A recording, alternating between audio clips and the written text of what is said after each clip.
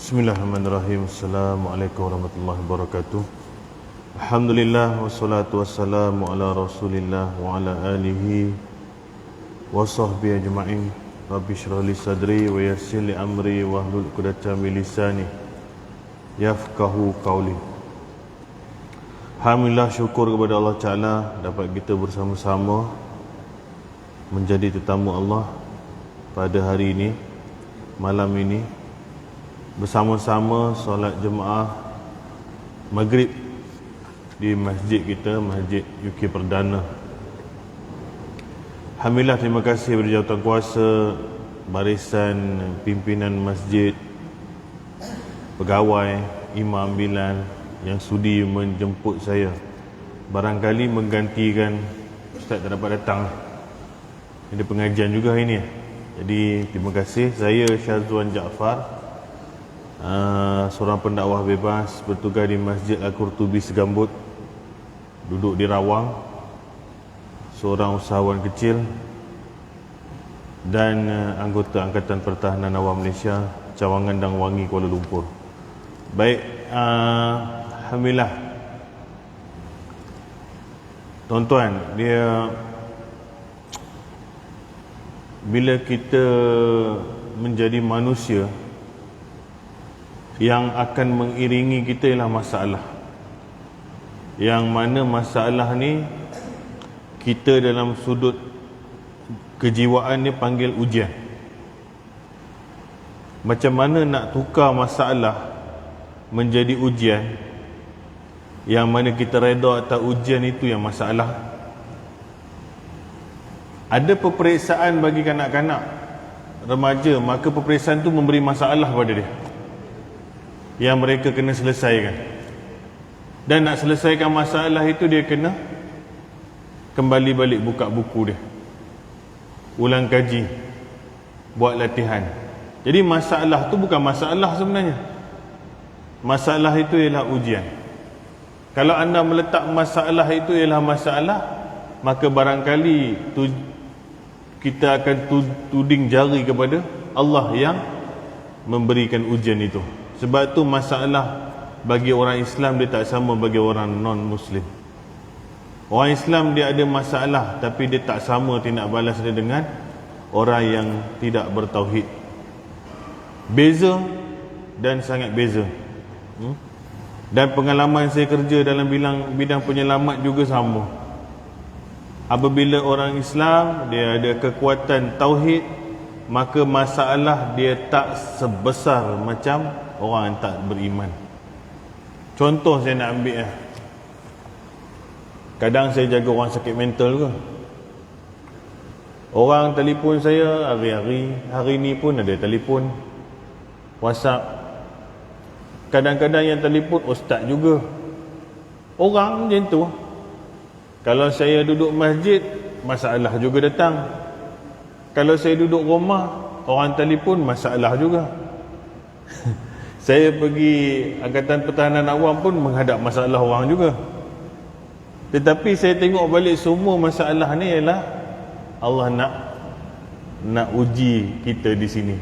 Untuk tengok peperiksaan ni kita dapat markah apa. Jadi contoh saya jumpa satu masalah. Masalah ni masalah rumah tangga yang semua orang dalam dunia ni ada. Saya tak mau cerita masalah dia apalah. Tetapi laki bini ni datang jumpa. Mula-mula bini datang jumpa dulu. Saya cakap saya tak boleh jumpa awak seorang, pasal saya dengar awak je cakap, saya tak dengar suami punya pihak. Macam mana saya nak buat keputusan? You je ada, saya tak boleh nak terima. You cakap ni saya dengar lah, tapi tak boleh ya ke tak.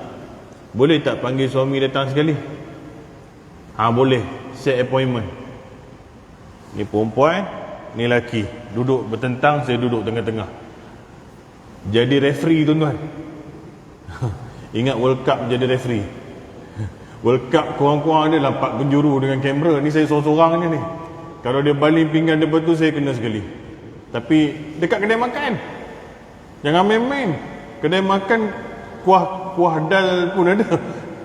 Jadi tak apalah. Ustaz punya pasal dia pun ada diam sikit lah. Saya tanya perempuan dia popep dia masalah. Sebenarnya masalah memang banyak kat lelaki. Majority lah, 80% to 70% is a man problem. Tetapi tindak balas 80% perempuan pula. Sumber masalah boleh jadi lelaki, tapi bertindak balas luar batasan ialah perempuan macam tu. Jadi dua-dua lah masalah. Jadi perempuan ni pep, saya tanya lelaki ni, dia pula pep perempuan. Okey, tak apa. Hang dah cerita. Apa saya buat? Selaku hakim, saya bukan pencipta agama. Allah yang menguasai semua. Jadi saya kena ikut cakap Allah cakap. Itu tengok titik penyelesaian masalah ialah bukan saya cakap, tetapi bumi ni, awak dan seluruh alam ni ada Tuhan yang mentadbir urus. Saya cakap itu je dulu. Jadi bila kita nak bincang siapa betul siapa salah, siapa patut buat apa, maka apa referen utama? Allah kata, Rasul kata. Setuju tak setuju? Pasal dua-dua orang Islam kan? Dah diam.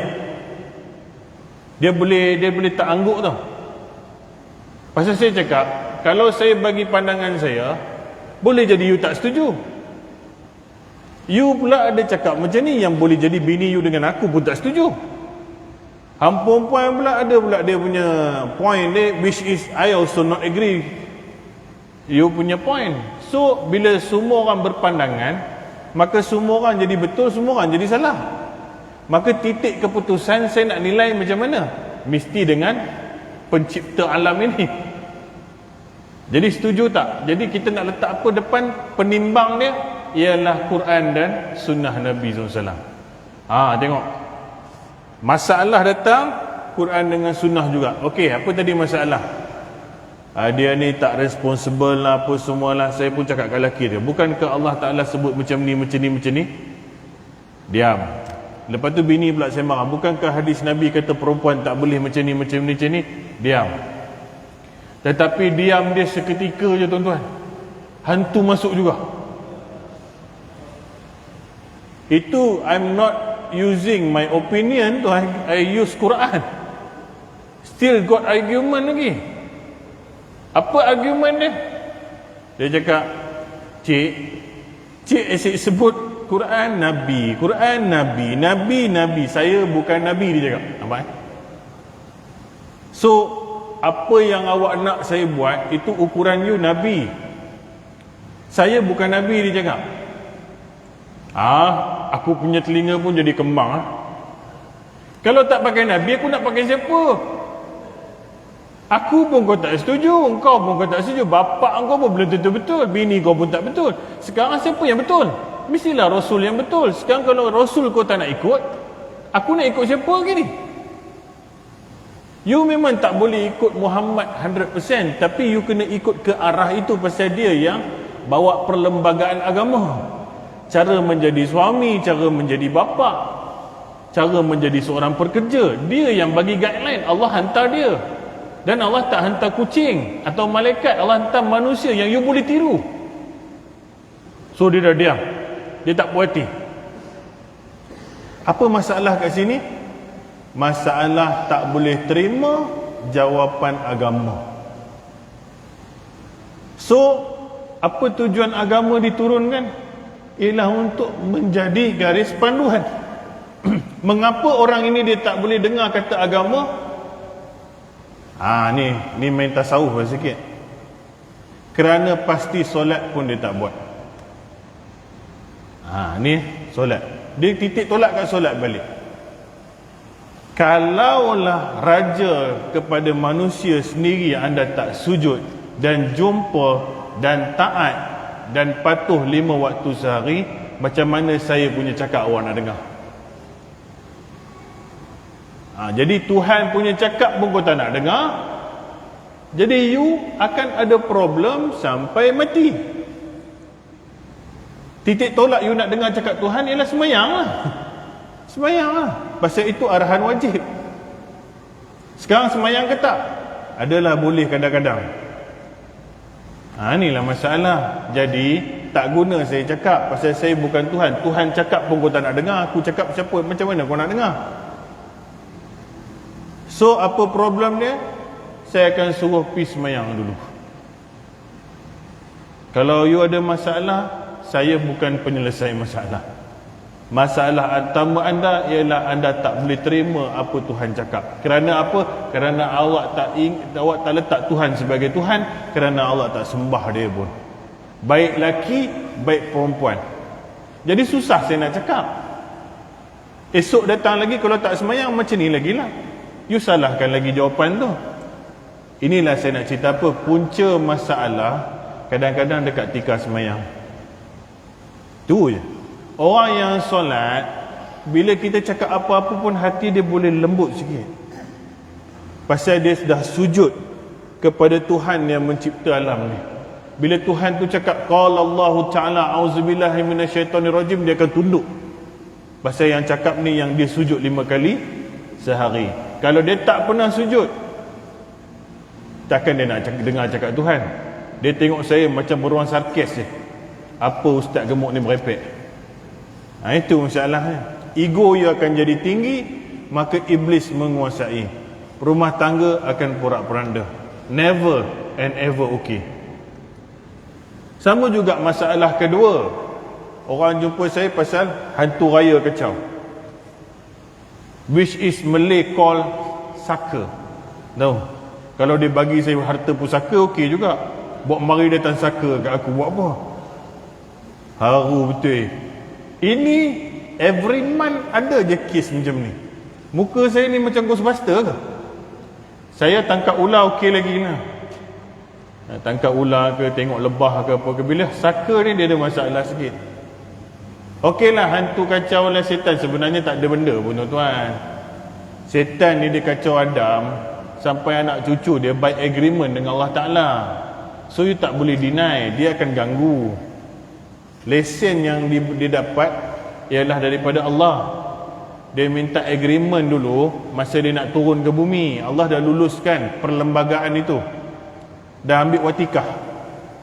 Jadi dia akan kacau sampai kiamat. You tak boleh deny, you boleh protect diri aja.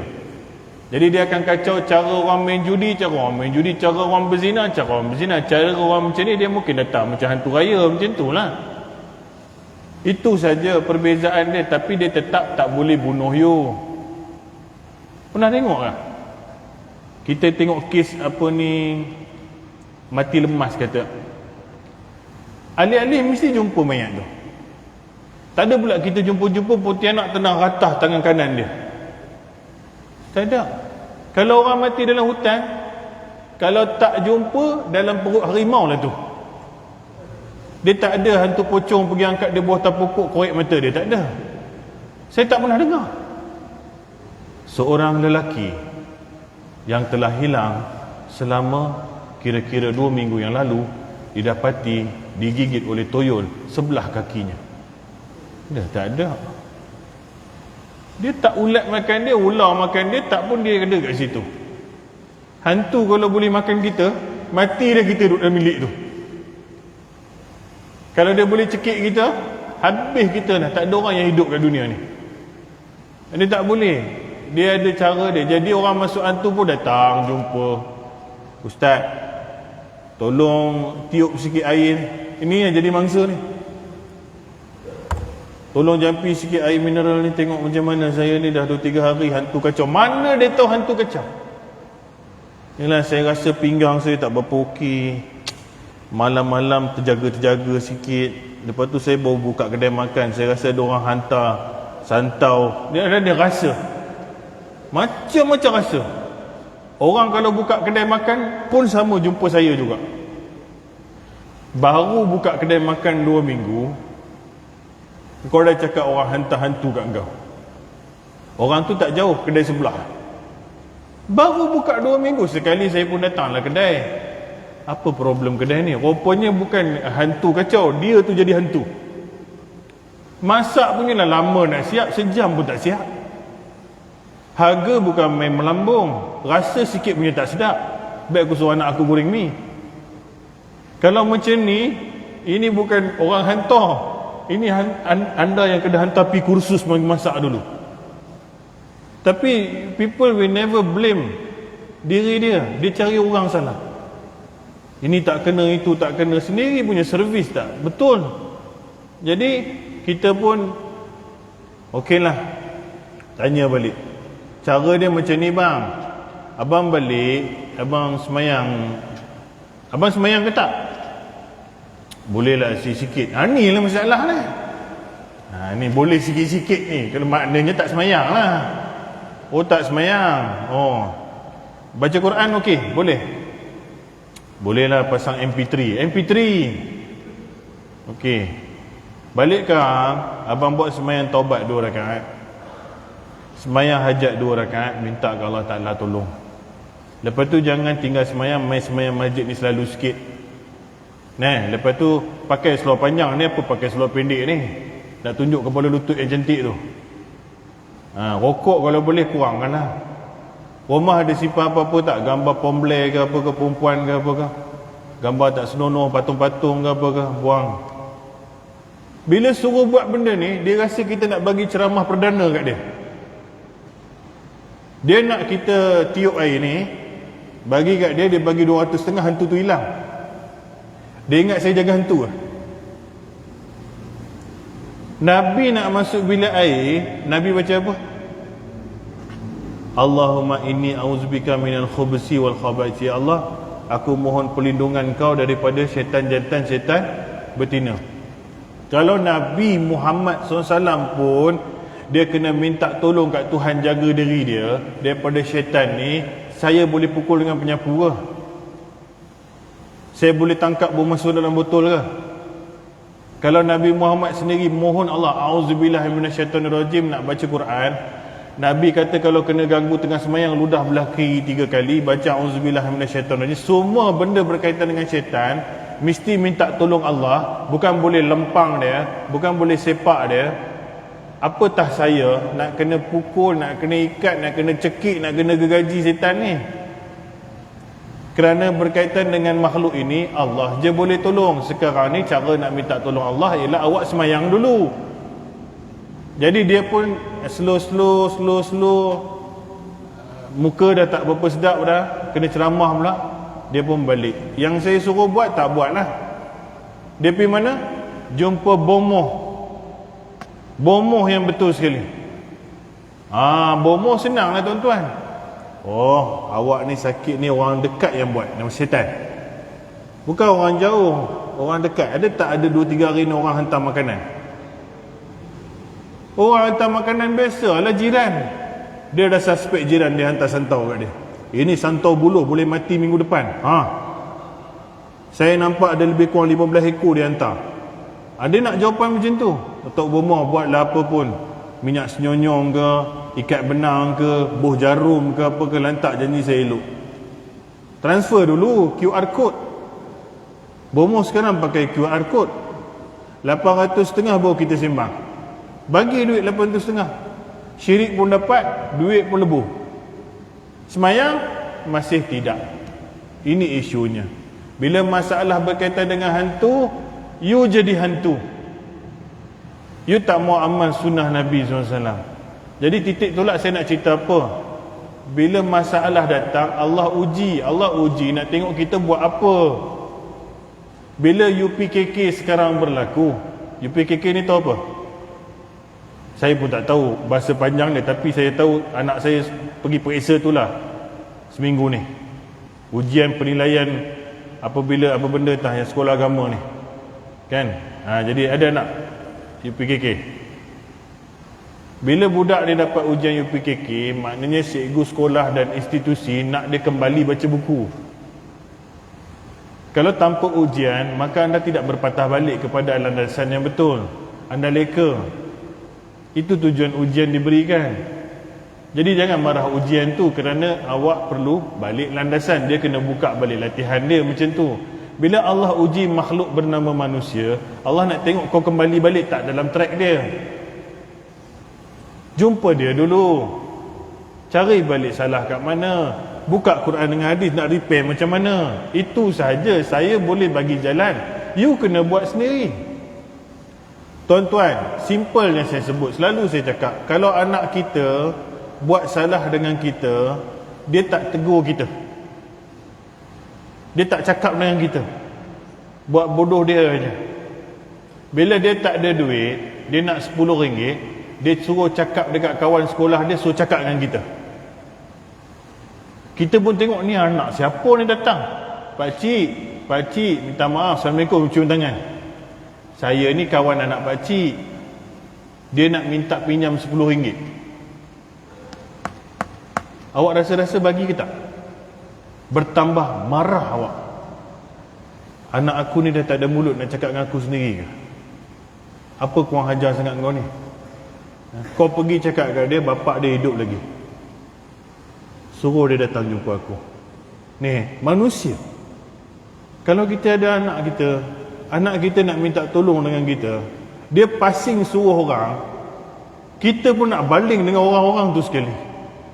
Bila you ada masalah, you minta ustaz tolong jampi air, you buat apa? Dan you bagi air RM50, you ingat Tuhan ni boleh rasuah ke? Bila you ada problem dengan Allah, you pergi jumpa dia lah, tunduklah, sujudlah. Sujud pasal dia menciptakan awak. Dia bukan nak saya cakapkan pasal you sendiri ada mulut, you pergilah cakap. Tak, faham tak masalah manusia? Bila dia ada masalah, ujian, dia pergi cari orang. Sebagaimana kita tak terima anak kita suruh orang wakil cakap dengan kita, begitu juga Allah. Dia cipta makhluk, dia cipta mulut kita, dia bagi nyawa. Kau pergi mana? Kenapa kau nak suruh ustaz ni minta doa untuk kau? Ya, saya boleh tolong, diri sendiri kena buat dulu. Sebab tu saya cakap kat orang, you ada masalah dengan Tuhan. Saya tak boleh tolong wakilkan, ya Allah, kau kesianlah kaki mabuk ni, dia ada masalah, anak dia nak pergi esok, dia minta air penawar, kau tolong. Dia mana dia tu? Dia tu mana? Kalau nak minta kerja pun tak boleh wakilkan orang, sendiri kena interview. Bapak datang, pakcik nak apa pakcik? Anak saya tak dapat datang interview ni, saya tolong interview kan? Boleh? You kena datang. Isunya bila masalah berlaku, manusia tak jumpa Tuhan. Jumpa saya bagi jalan suruh jumpa Tuhan. Saya tak mau apa-apa pun, tapi tak buat juga, maka teruslah manusia dalam kesesatan. Saya baru nak ambil satu hadis. Memang habis pukul 11.30 lah macam ni. Hadis ni hadis Qudsi. Imam Ghazali kumpul hadis Qudsi ni. Hadis Qudsi ni ada lebih kurang 200, tapi dalam kitab dia ni dia karang dalam 38. Hadis Qudsi ni hadis yang direct daripada Allah Ta'ala, lafaznya Nabi terus cakap, tapi dia bukan Quran. Hadis lain tu Nabi SAW dia beri ilham, ataupun Nabi sendiri susun ayat. Tapi hadis Qudsi selalunya Allah berfirman mula dia. Kata saya ringkaskan, yang bermaksud Allah Subhanahu Wa Taala berfirman, diriku menyaksikan diriku sendiri bahawa tidak ada Tuhan selain aku sendiri, tidak ada sekutu bagiku. Sekejap, ambil yang daripada awal. Allah Subhanahu Wa Taala berfirman, artinya, wahai sekalian manusia, aku hairan melihat orang yang meyakini kematian tapi dia masih bergembira. Ini Allah sebut. Aku heran tengok orang yang yakin kematian tu akan ada, tapi dia masih seronok-seronok lagi. Aku hairan melihat orang yang mempercayai hari hisab, tapi dia masih terus mengumpul harta. Dia dihitung, tetapi dia duk hitung duit dia. Ni Tuhan cakap.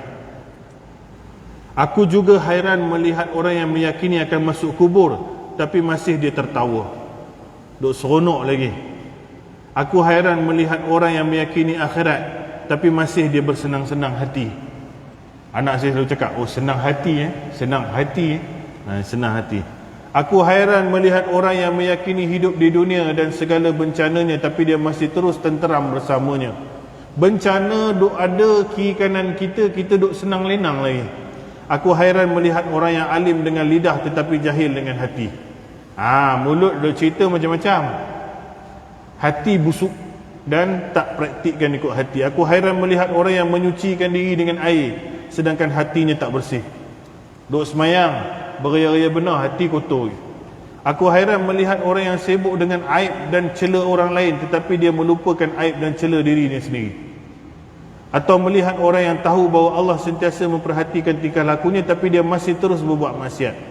Begitu juga dengan orang yang tahu bahawa maut itu dilalui seorang diri, kubur itu dihuni seorang diri, dihisap seorang diri, tapi dia masih berjinak-jinak dengan manusia, masih nak berkawan-kawan lagi.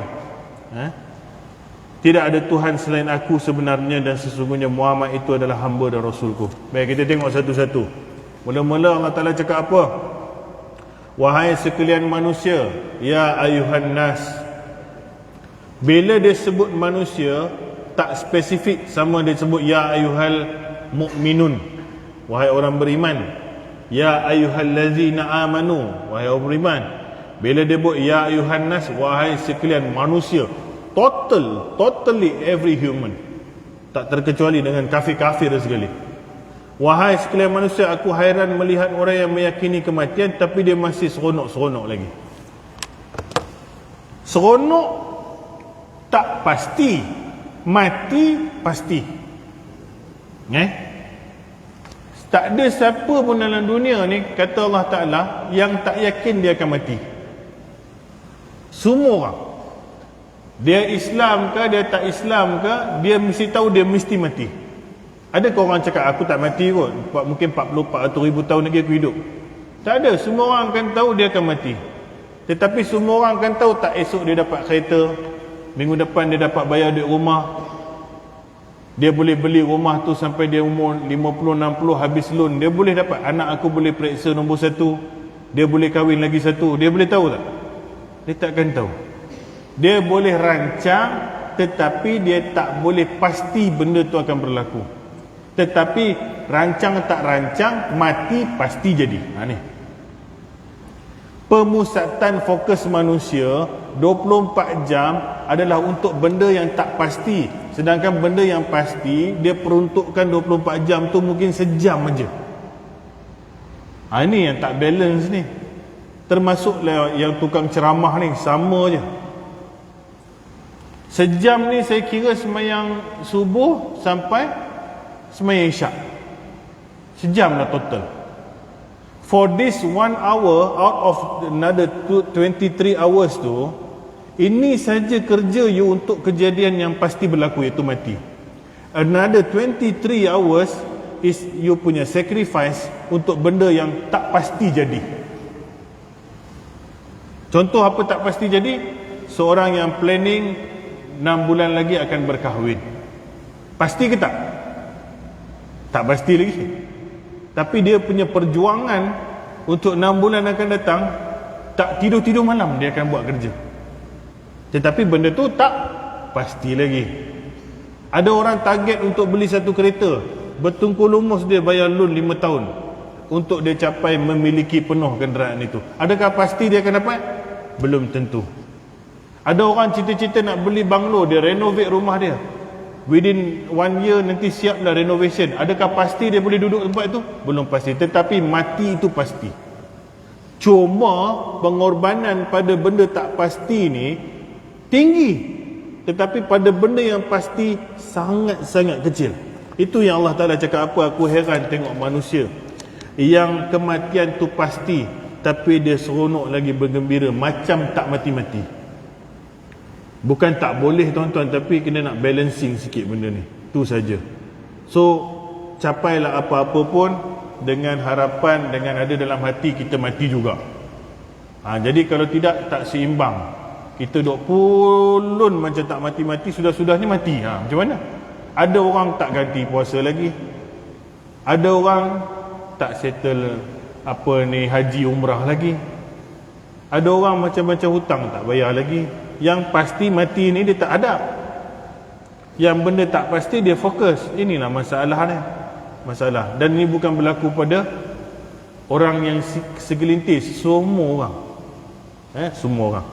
Aku hairan melihat orang yang mempercayai hari hisab tapi dia masih terus kumpul harta. Semua orang tahu, orang Islam tahu hari penghisapan tu wujud. Tapi di bumi ni dia bukan menghisap dosa dan pahala dia. Dia hisap duit dalam poket dia. Itu yang Tuhan cakap, ni dia punya rekod buku kat aku ni. Dan hari aku nak kira ni dah pasti ada ni. Tapi dia duk kira duit yang tak dapat lagi pun dia kira. Ni minggu depan kalau aku dapat job ni dapatlah 20,000. Tu aku bayar si Anu punya duit. Tengok lagi dia belah Kelantan, dia satu projek lagi. Tengok dia tak dapat lagi. Dia punya fikir, dia punya menung, dia punya fokus macam dah dapat duit tu. Tetapi Allah Ta'ala cakap apa? Hari aku hisap kau tu pasti. Engkau ada kalkulat tak dosa apa kau buat hari ni, pahala apa kau buat hari ni? Itu maksudnya tak buat tak tahu je. Cuba tengok tadi projek Kelantan ada 20,000, UK Perdana 15,500 renovate dapur. 6 bulan lagi ada sekolah minta tolong cat bangunan. Okey. Ada tak lepas tu? Gout aku pun dah tinggi dah, kolesterol dah naik sampai 9. Gula semalam cek 18, nanti aku mati ni macam mana ni? Dosa duk banyak lagi ada? Tak ada. Ni dosa ni macam mana, duit wakaf pun ada tak selesai, duit zakat pun tak bayar lagi ni. Aduh, patut aku kena bagi kat UK Perdana ni 2 biji aircon lagi. Belah atas tu panas orang nak sembahyang Jumaat. Dia ada kalkulat benda tu? Tak ada. Inilah maksud Tuhan cakap apa? Engkau dihisap dan kau tahu wujudnya hari hisap, tapi kau duk kira-kira duit kau. Kau duk sibuk kira duit kau. Yang mana kau tak bawa pergi kubur ni. Tapi yang pada aku punya senarai ni kau lupa. Dan ini peringatan pada kita juga. Bukan tak boleh buat bisnes, is good. Sahabat Nabi Abu Rahman bin Auf, Osman semua businessman. Tetapi dia tak tinggal jugalah ibadat dia. Zikir dia apa semua. Balance, very balance. Kita yang out of balance. Aku juga heran melihat orang yang mereka ni akan masuk kubur tapi dia masih gelak. Tuan-tuan, gelak ni dekat kubur pun orang gelak. Saya pun tak faham betul lah. Kubur ni mengingatkan kematian. Orang pergi kubur patutnya sepatut-patutnya ikut sunnah Nabi dalam mazhab Syafi'i, tak boleh duduk pun. Larangan duduk atas kubur tu ada sebenarnya, supaya kita serius sikit. Duduk berdiri semua sepatutnya lah. Tapi Datuk Imam tu ada kolesterol tinggi, gout pun dan satu macam, dia pun kena duduk. Kalau tidak kan tak tahu pergi mana buku Yasin tu. Jadi bila dia duduk, semua orang pun pakat duduk. Ni masalah ni. Bila semua pakat duduk, apa fokus? Ni nak cerita ni. 15 minit sedih lah. Tengok orang gali kubur. Aduh, kesian kawan ni. Kesian kawan tu. Kawan yang dia cakap tu dia tak kesian. Anak dia janda dah, bini dia ni anak kecil-kecil lagi. Tapi okey juga tengok bini dia ni. Duit boleh tahan juga, bukan orang miskin sangat. Macam tu lah. Perangai tak apa-apa. Ni orang ada duit, malangkang boleh kena nasi tomato kot. Yasin malangkang tengok macam mana. Pepok. Lepas 15 minit, sebelah lagi kawan ni pun duduk. Bila dah 15 minit duduk tengok rumput, tengok tanah, apa buat tuan-tuan? Boring lah. Cucuk rokok gudang garam 2 batang. Itu yang paling hilangkan boring sekali. Dok kena rokok dulu, tengok macam mana hamba rokok. Dah satu benda dah, satu masalah buat kat kubur. Setengah jam tak selesai lagi ni, dia punya sembang terus lain. Apa sembang? Man, lama aku tak tengok kau ni. Kembang dah badan kau ni, mengandung berapa bulan? Bini kau mengandung ke kau yang mengandung ni? Kau ni, kau pun badan naik juga. Sekarang berapa orang anak kau? Anak aku 3 orang, 4 orang. Kau berapa orang anak? Seorang bila nak tambah? Dah cerita apa merapu dah. Orang dalam kubur tu dah tengah nak tanam ni. Last sekali cerita lawak lah. Kau ingat dulu zaman sekolah dulu, kita duk main belakang kubur tu lah. Kau punya selipar, aku duk curi kau kaki ayam. Dia gelak-gelak balik kat kubur tu. Habis tuan-tuan. Macam mana kubur nak menginsafkan kita, sedangkan di kubur sendiri pun kita gelak dan ketawa. Tu Allah Ta'ala cakap, aku pelik. Kubur ni pasti dia akan masuk, tapi kau bersih boleh gelak. Itu tu saya cerita di luar kawasan kubur. Memang gelak manjang lah. Tak takut langsung, tak bagi insaf langsung. Bila buat tahlil, orang masjid je yang datang. Anak pergi mana, menantu mana, anak buah mana, adik-beradik mana. Seorang pergi jaga parking, seorang duduk belakang goreng mihun. Habis ni muka kita juga kat sini. Mana anak-anak dia semua, nama bapak ni siapa? Lepas tu kita pun baca Yasin pun tengok kita sama kita juga. Lebih kurang kat masjid je, mula tengok gambar, tengok plastik shilling kawan tu. Lawa plastik shilling ni, kalau buah rumah aku pun cantik juga ni. Dah tengok atas, tengok bawah, aircon ni tak boleh kuat sikit ke? Oh, aircon kuat sikit. Tengok pula gambar graduation. Oh, ini anak dia yang mana satu, lawa juga ni kalau jadi menantu aku. Focus out. Pasal the people who supposed to be there tak ada. Anak-anak beranak tak ada. Semua tak ada. Yang perempuan pula sibuk nak pergi kubur. Ni berlaku di Malaysia. Bukanlah kita nak larang, memang ada larangan tuan-tuan. Perempuan ni idah ada kan. Bila suami dia meninggal, dia ada idah. Dia boleh keluar benda yang penting saja. Kadang-kadang dia pergi kubur juga. Bila dia pergi kubur, dia punya teroyak. Tahu teroyak? Dia punya melalak. Habislah dia nampak laki dia masuk dalam tu. Sebab tu Nabi dulu larang kaum wanita pergi kubur asalnya. Pasal sebelum iman orang Arab ni kuat, mereka berkacau-kacau kat kubur. No, pampai badan, koyak-koyak baju, tak boleh. Nabi cakap tak boleh macam ni. Tapi lama-lama bila dah okey, tauhid dah ada, Nabi cakap bagi balik. Aisyah tanya, bukan dulu kau larang? Ya, dulu aku larang, sekarang aku dah bagi dah. Bila bagi pergi, janganlah tengah-tengah orang nak tanam tu kau tongging dengan kau punya baju kurung, nampak punggung kat Pak Imam tu. Dia pula sibuk nak tengok sampai dalam lubang macam ni. Kakak kat situ, ada ipar kat situ, dia ada 5-6 orang perempuan. Pakai baju dah tentu tak senonoh dah. Pasal apa? Tak ingat lah, takkan nak pakai jubah. Datang ceramah pakailah jubah. Dah ketang kubur, sauk lebih kurang je tudung pun. Tok Imam yang baca Yasin tu, start tengok Yasin, saya tengok kawan tu. Woi, baju tak butang kawan ni. Woi, ni yang tukang cangkul pun dah pergi tepi, tengok pula. Aduh, selambak makcik ni punya badan. Problem. Tapi benda ni jadi. Allah kata apa? Kubur ni sudah tersedia, korang masih gelak dan ketawa lagi. Aku heran melihat kubur yang dah ada bagi manusia, tetapi dok masih lagi dengan hal-hal yang menyeronokkan. Jadi macam event pula kat situ. 15 minit awal saja ada insaf. Lepas tu habis tunggal langgang balik. Baik.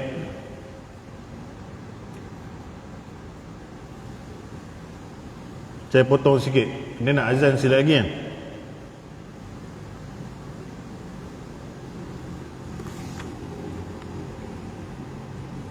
Aku heran melihat orang yang meyakini hidup di dunia dan segala bencananya, tapi masih terus tenteram bersamanya. Ini pun Allah Ta'ala heran. Aku dah bagi musibah, bencana, tsunami, macam-macam benda jadi, mereka duk happy lagi buat maksiat.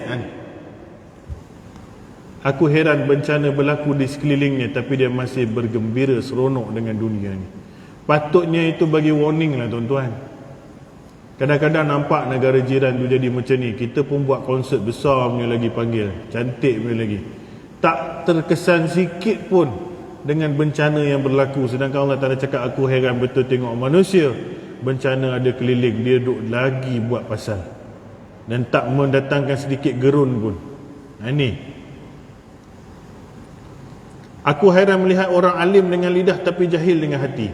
Ini dah banyak tuan-tuan. Kita pun minta Allah Ta'ala lindung daripada golongan yang ada ilmu, alim, tetapi hati tak berapa ada. Saya minta maaf cakaplah, di kalangan kami para asatizah pun ada golongan-golongan muda tertentu yang sijil akademik dia ada, tetapi penghayatan dia tak ada. Dia pun tak datang jemaah, dia pun tak nampak muka, dia pun tak campur masyarakat, dia pun kadang-kadang tak bangkit sembahyang subuh. Dia pun ceramah, dia tak buat apa yang dia ceramah. Penghayatan dia tak ada. Yang lagi best, sapu duit masjid pun ada. Ini saya rakam ni.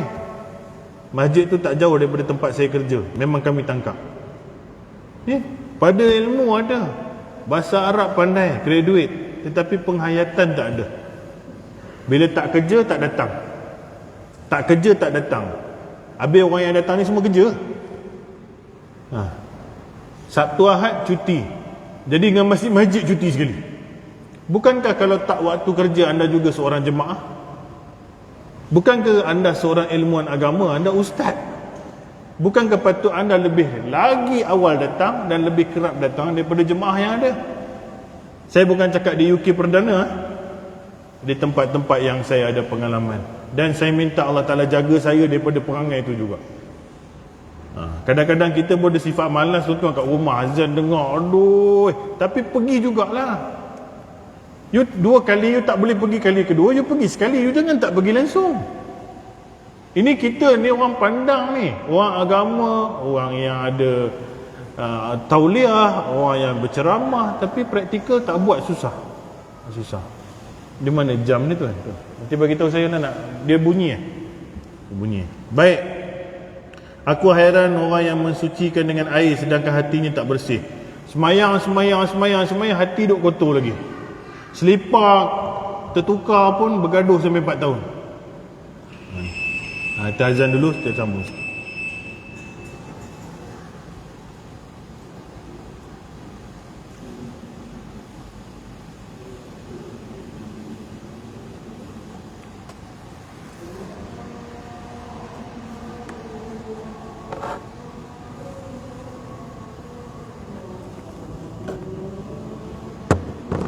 Allah.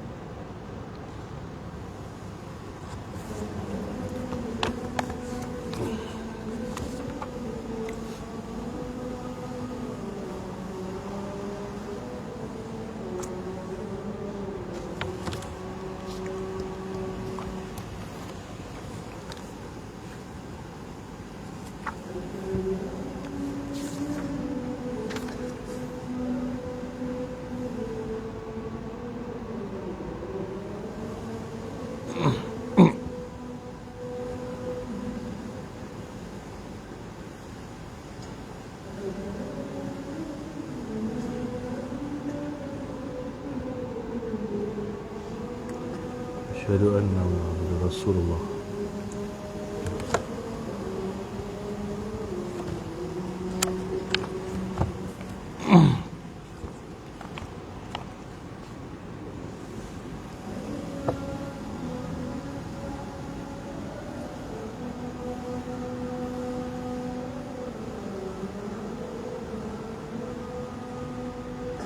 La haula wala quwwata illa billah.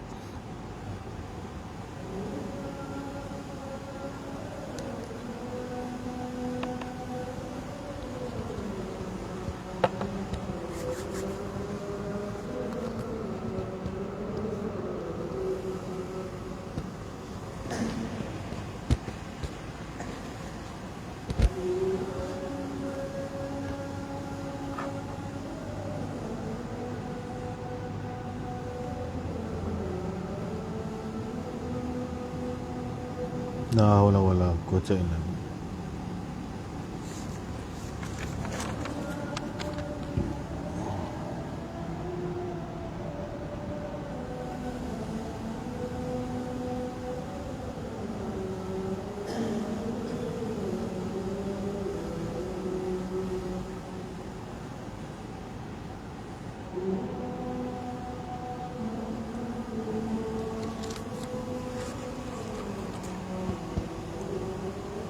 Allahu Akbar. Allahu Akbar. Allahu Akbar.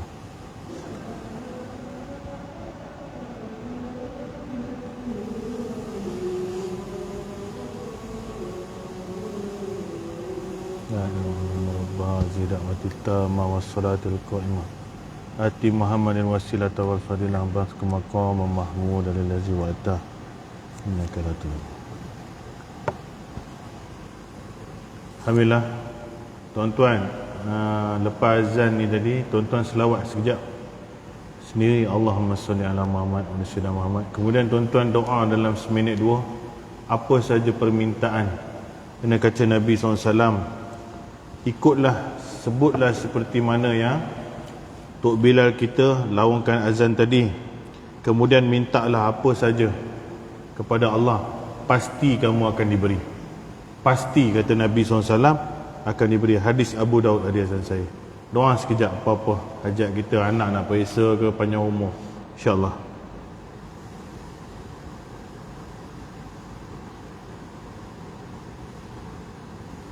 Amin ya Rabbal Alamin.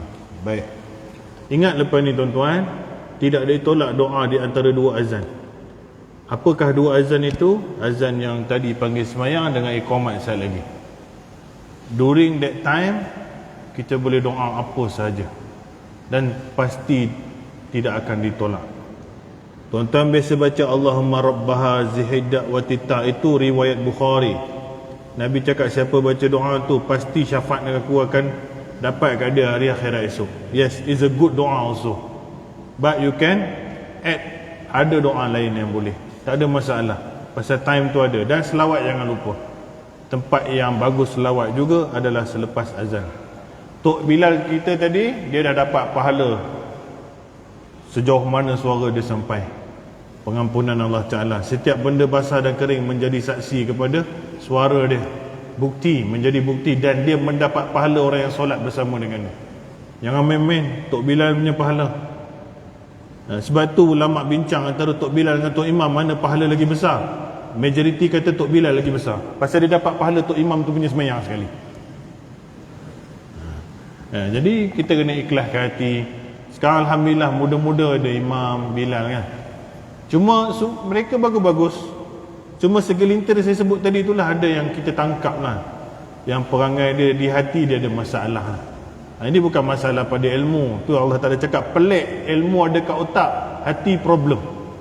Maka ilmu tu letak kat kepala, dia tak sampai ke hati. Dia setakat dia boleh jawab soalan periksa saja. Dan golongan ni ramai, penjiwaan dia ada masalah sikit. Dan saya dia bagi tulis kat sini, menamatkan kuliah selepas 10 minit azan isyak. Jadi lagi 8 minit macam tu je. Kita pun kena raih juga. Ada yang puasa ke mungkin, ada yang daripada lepas maghrib tak makan-makan lagi, makanlah. InsyaAllah rezeki kita jumpa lagi. Baik, aku hairan melihat orang yang sibuk dengan aib dan cela orang lain, tapi dia melupakan aib dan celanya diri sendiri. Ini ghibah ataupun memandang orang punya buruk tanpa lihat sendiri punya buruk is pemusnah terbesar masyarakat sekarang. Jadi contoh saya nak ambil, saya bukan nak marah tuan-tuan, tapi ini berlaku ketika mana saya contohlah, banyaklah benda boleh contoh, tapi ini contoh salah satunya. Saya umur 30 lebih kurang dah jadi AJK masjid. Dah jadi Tok Bilal lah, umur 30 lebih kurang. Dengan saya punya kawan setahun lepas saya masuk, Ustaz Syawal, dia pun umur lebih kurang saya juga, setahun dua beza lah, 30-an lah. Jadi Tok Bilal dua-dua jadi AJK. Bila kita orang muda, dia baik masuk dalam biro pemuda lah, pemuda. Asal meetingnya aku kena ceramah. Pegawai-pegawai tua ni duk taji kepala kita. Ni mana budak muda, tak ada mari-mari masjid pun, ni gotong royong lah, korban lah, apalah. Mana budak muda, mana budak muda. Saya pun macam mana nak jawab? Aku seorang je ada, betul tak ada. Macam mana? Sampai satu tahap dah tak boleh tahan, asyik orang muda. Tuan-tuan nak dengar jawapan saya yang buatkan sampai sekarang lebih belas tahun dia pun tak tanya lagi dah. Ada dua saja jawapan. Dan itu bukan jawapan, itu soalan saya balas balik. Ni kita pun duk orang bising-bising, lama-lama berdesing juga. Tak kisahlah orang tua tak orang tua pun. Jadi sampai satu ketika dia bertanya mana orang muda, mana orang muda, saya cakap macam ni. Dua soalan saya nak bagi. First, ni semua tua-tua ni kan, bukan yang ni Ni saya lakon semula. Lebih kurang macam itulah riwayatnya. Ni semua tua-tua, pakcik-pakcik sekalian yang dikasihi sekalian. Ni anak korang mana? Anak korang umur 80 lah. Kau tanya anak muda orang, anak kau sendiri mana? Muka coklat berubah jadi biru sikit dah. Daripada tegak, mula tunduk sikit. Sekarang, seorang dalam ni pun anak tak datang. Yang kau sembang anak orang, kalau anak sendiri pun susah nak datang, macam mana aku nak suruh anak orang, kau nak suruh anak orang datang? Lepas tu dia pun mulalah seorang cakap anak pergi overseas lah, anak duduk tempat lain lah, anak kerja. Dah lah bohong lah, setahun aku tak jumpa, bukan sehari. Motor duk ada je kat rumah tu. Takkan setahun tak datang langsung. Agak-agak lah nak menipu pun. Ada je. Takkanlah 20, 19 orang ni anak semua tak ada. Dah.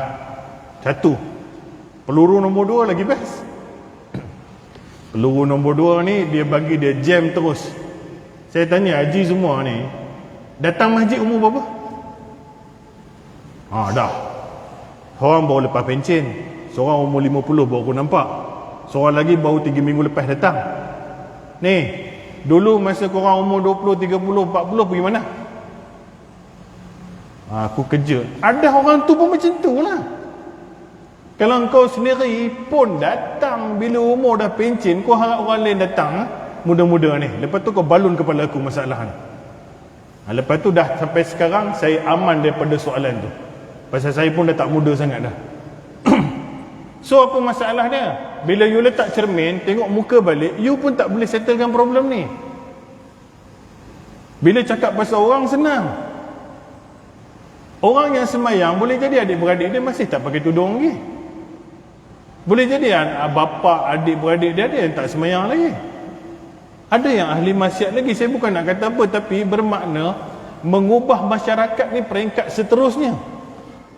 Selepas anda berubahkan diri you dulu dan keluarga you. Ya ayyuhallazina amanu ku anfusikum wa ahlikum nara. Wahai orang beriman, pelihara diri engkau dulu, kemudian baru keluarga. Sebab itu ada Nabi, keluarga tak ikut dia, tapi dia kena jaga diri dia. Nabi Nuh, isteri dengan anak tak ikut dia. Nabi Muhammad, pakcik tak ikut dia, atuk tak ikut dia. Nabi Ibrahim, bapak tak ikut dia. Ada Nabi memang ada yang tak ikut. Nabi, bukan taraf penceramah pentauliah negeri Jais ni. Nabi ada mukjizat, ada tak ikut. 950 tahun Nabi Nuh bagi ceramah, 90 orang je ikut. Ini lebih lagi. Dia bagi ceramah tak berhenti 900 tahun, 90 orang yang dekat. Jadi pelihara diri dulu. Bila you dah repair diri dulu, baru you target your family. Lepas tu baru kita sembang masyarakat. Kalau semua orang mengubah keluarga dia, seorang boleh datang masjid, dah situ dah tambah dah. Tetapi susah. Sebab tu saya bila ceramah Ramadan, saya suka. Saya akan bagi peringat tuan-tuan, kalau Ramadan kali ini membuahkan seorang jemaah baru, syukur kepada Allah Ta'ala, kerana itu anugerah besar. Lepas tarawih, rupanya kembali balik kepada setting yang asal. Seorang pun tak tambah. Yang malangnya masuk dalam kubur 4 orang tahun tu. Apa nak jadi ni? Dan sekarang bukan fokus kita kepada orang muda. Orang muda ni lepas subuh nak hantar anak sekolah, balik dah kat isyak, dia pun tak dapat datang. Ada geng kita yang tua pun tak datang. Yang ini kena datang dulu. Yang kubur kata mari ni. Pasal macam mana muda nak datang, yang tua pun ada yang tak datang. Kalau sakit, okey, uzur okey, tapi kita tahu ada golongan-golongan itu lagi di sini yang masih berat lagi nak datang. Kecuali bila anak nak kahwin, kecuali nak buat doa selamat, kecuali hantu raya masuk kat cucu, kecuali nak isi borang tak tahu apa benda, ataupun lalas sekali datang dalam bentuk jenazah. Yang ini jaga, jangan fikir anak muda sangat. Anak muda ni dia ada kerja dia, kita ada peranan dia, suruhlah AJK yang muda tu pandailah buat program ke apa, tapi kita fokus yang nak jumpa Tuhan. Tu Allah Ta'ala kata apa? Anda menghitung hari je sebenarnya, tetapi duk fikir benda dalam dunia ni lagi. Diri kita dulu. Kita pun kadang-kadang alignment lari tuan-tuan. Ustaz ni pun sama juga. Cakap, esok subuh tak tahu pergi mana agak, tak pukul berapa juga semayang. Bukan kita cerita orang, kita cerita kita. Nak muhasabah diri, nak disiplinkan diri tu dulu.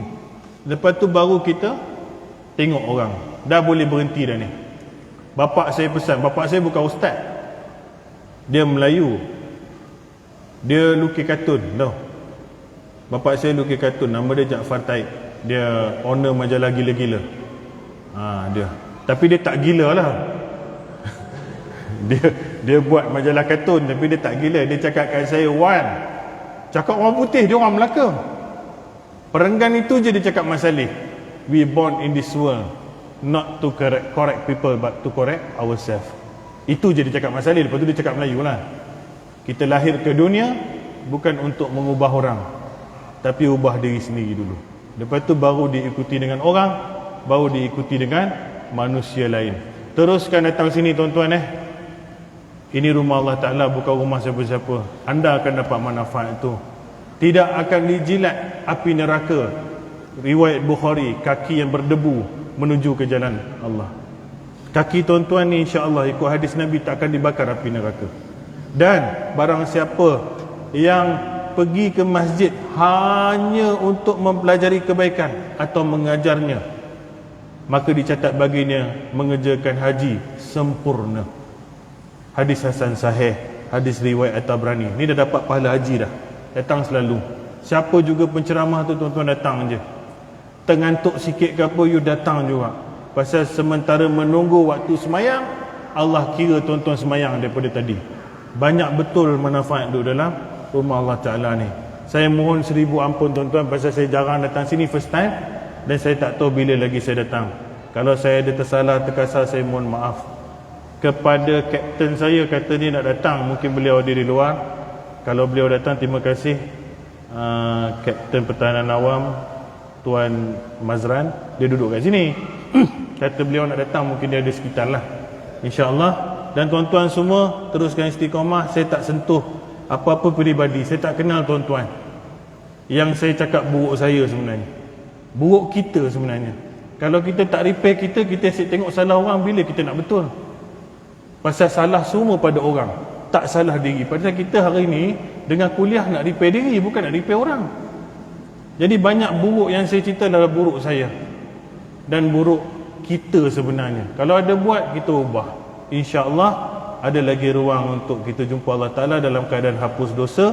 Saya doa tuan-tuan semua masuk syurga insyaAllah. Dan saya doakan juga semua anak-anak kita lulus periksa dengan cemerlang, UPKK dan apa saja peperiksaan yang ada menjelang cuti nanti. Selamat cuti tuan-tuan, jaga diri, jaga keluarga, kerana musim ini musim hujan.